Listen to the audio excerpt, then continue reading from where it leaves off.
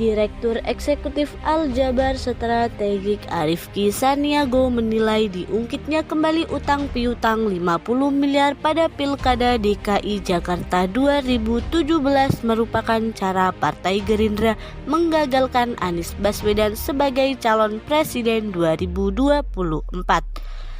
Konon Sandiaga Uno disebut memberikan pinjaman uang sekitar 50 miliar kepada Anies pada putaran Pilkada DKI.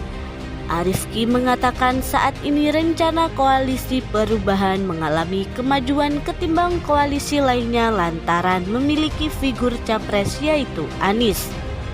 Menurutnya, berbeda dengan koalisi Kebangkitan Indonesia Raya yakni Partai Kebangkitan Bangsa dan Partai Gerindra.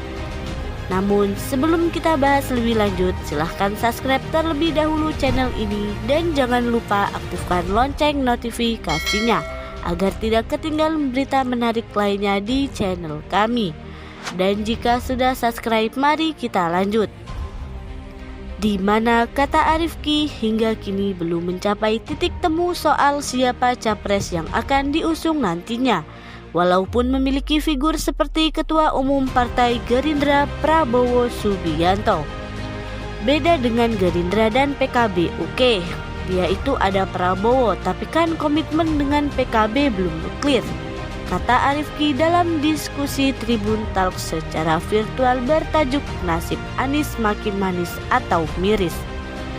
Ia juga menduga munculnya perjanjian utang piutang Anies dan Sandi lantaran Prabowo memiliki pemilih yang sama dengan mantan Gubernur DKI Jakarta itu.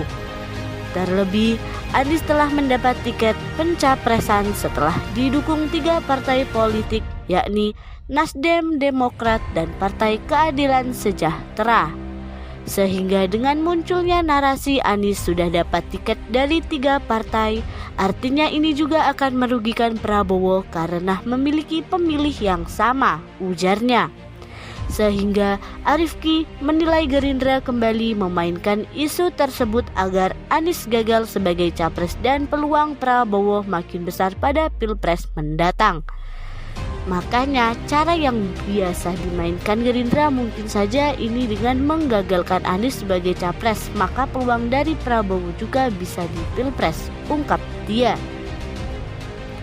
Lebih lanjut, ia menuturkan bahwa kemungkinan akan ada lagi serangan dari Partai Gerindra terhadap Anies jelang Pilpres 2024. Karena kan beberapa isu dari kader Gerindra mengatakan kita sudah berjuang untuk Mas Anies di Pilkada DKI, tapi Mas Anies nggak pamit ketika dia akan maju capres, tegasnya. Arifki menyebut isu itu dimainkan agar Anies dipojokkan.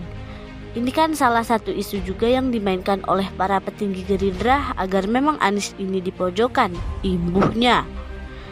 Terima kasih sudah mampir ke channel kami dan nantikan video kami selanjutnya.